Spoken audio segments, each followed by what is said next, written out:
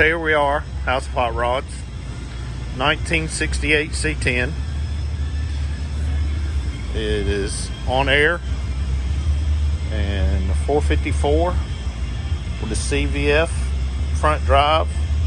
It will have a Holley Sniper unit on it, and got a little blue pearl in the paint. We're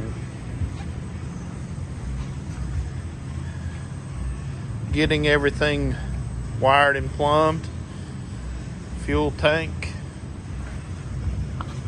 2 motors for the air ride,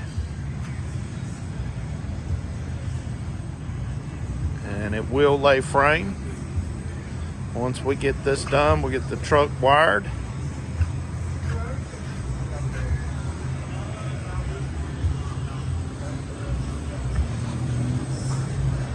And you can see the pearl. And as it progresses, I'll take some more videos.